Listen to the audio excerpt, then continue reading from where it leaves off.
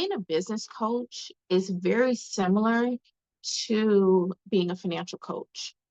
These topics and being able to get so close to someone as a coach, like a coach encourages you.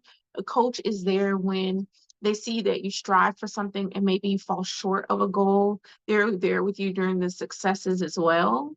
So you have to be able to trust that person. And when you're doing financial coaching, people have to trust you enough and feel like you care enough, you're their accountability partner, enough to allow you to go through the various processes and seasons, if you will, of life where they know that you're going to give them sound judgment, that what you don't know automatically, that you'll do thorough research and come back to them.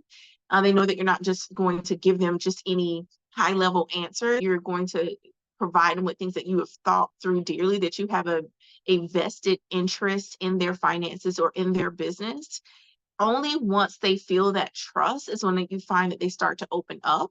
And it really, we joke about it sometimes when people say, oh, especially when you have a married couple, oh, are you their counselor? But the truth is, sometimes you are. It's like a thin line. It's like the emotional side of financial coaching or business coaching, because your emotions are tied into it, and they are in many cases driving how we handle our finances and how we move about being a business owner and growing to whatever place we want to, or hitting whatever goals that we want to have.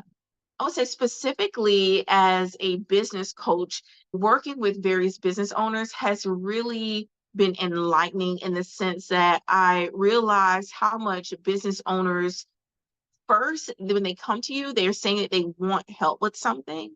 Maybe they're growing a business. They're not necessarily, the clients I work with aren't necessarily in the early stages anymore of growing the business. I found that they've done the work, they've done the due diligence. When it comes to financial coaching and just the process that takes, right? It's very similar to business coaching, actually, because in order for you to be able to walk with someone as a coach, they have to trust you.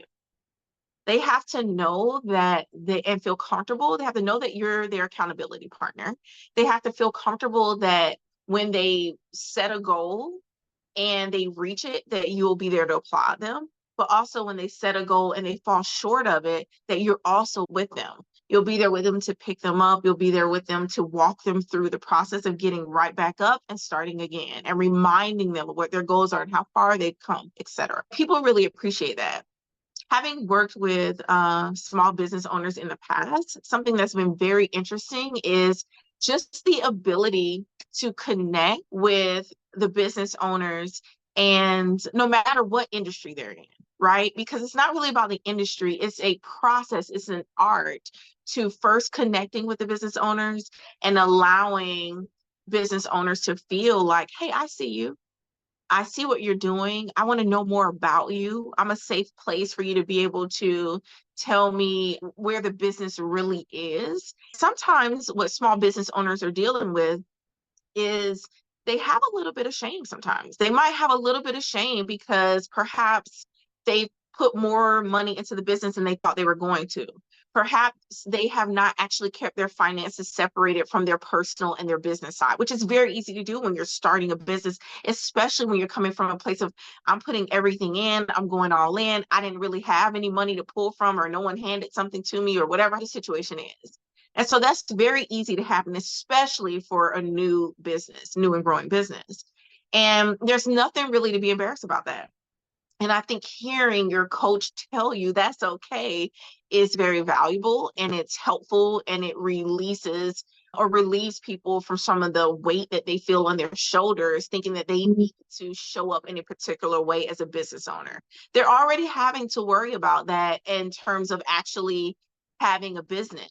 Business owners really appreciate when you can allow them to not feel shame. They've gotten this far. There's nothing embarrassing about it. There's nothing to be ashamed of for having put all your energy into a business and actually it's growing. And now you're at the place where it's time to actually take it to the next level. You need some assistance, and that's okay. What I found is sometimes some people are busy and overwhelmed because they are just busy and overwhelmed. Why? Because they're doing absolutely everything in the business and nothing's being delegated.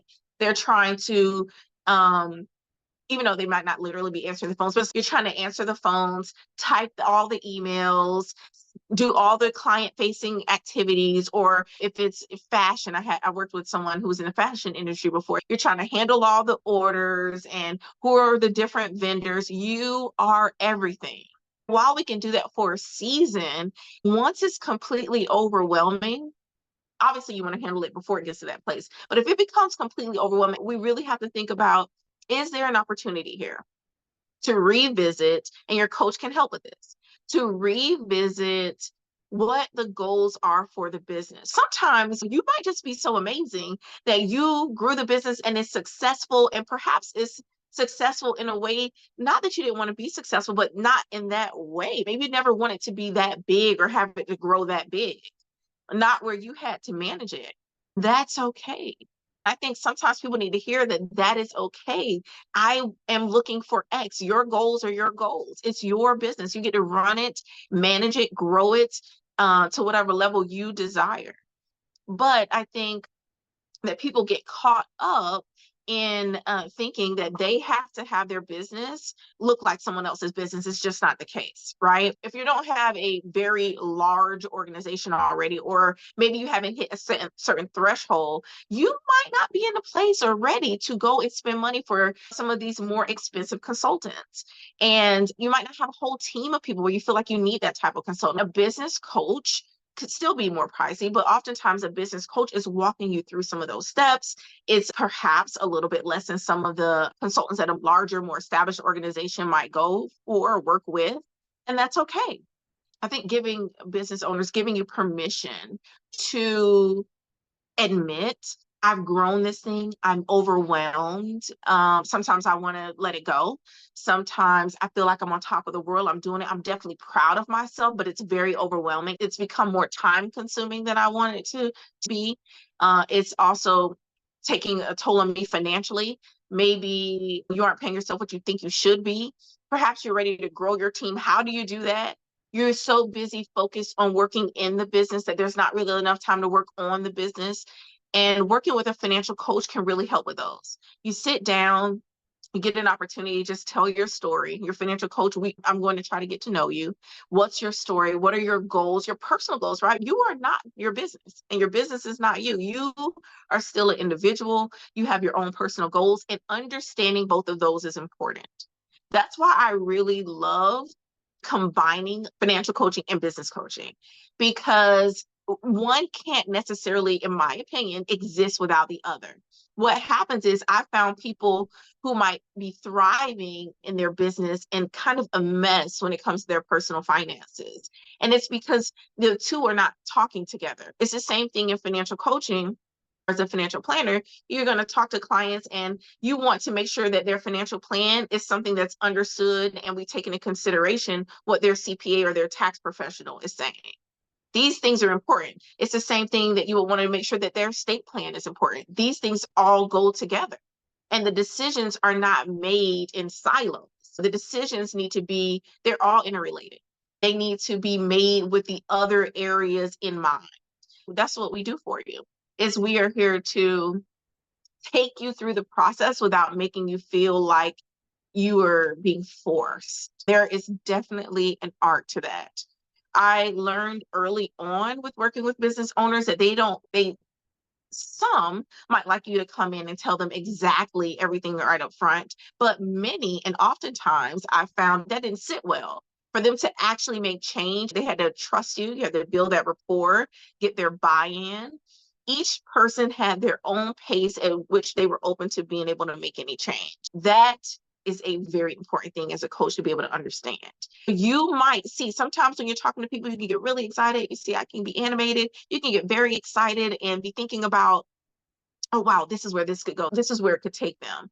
And that's awesome. But if you stress the person out, then they're less likely to listen to your advice. You want someone who is going to understand and take you from point A to B in a way that you feel is comfortable for you and sustainable. It's sustainable. And nothing has been more rewarding than working with clients and seeing business owners grow from A to C to D to E to F to wherever they were trying to go in a pace that worked for them. The light bulb goes off and they believe even in themselves. They see the changes. They hired another person, 2, 3, 4 people. They started putting efficiencies in place and really looking at how they run the business, either on their own or even with someone they've hired. They've started delegating to either a person or a process or a system, right? They put these things in place to help them run the business, things that they weren't necessarily thinking about before they started working with a coach. I think you add a lot of value there. You give them some time back. They want to go to the gym. You want to go to the gym. You want to go to bed at a decent hour. If you have children, you want time with your children, right? You can only eat, sleep, and drink it for so long for most people. Now, there are people out there who could do it forever, and that's amazing, right? A coach can help you too. Most people are looking for balance. I think helping clients understand and be given permission to not be as involved as they were in the beginning, right? Because it took a certain, right, to start the business, get it going, and be the only, everything was about your efforts and what you did.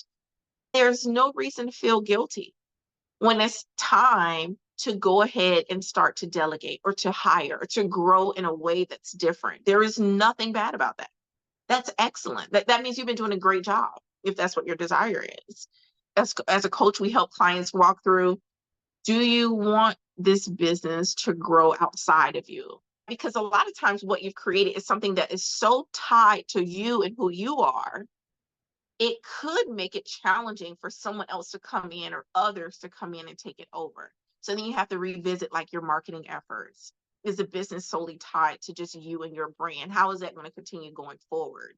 Are all the ideas and processes and everything just in your head, right? How do you get them out of your head into tangible things that other people can replicate, duplicate, and allow the business to be successful without you being so heavily involved?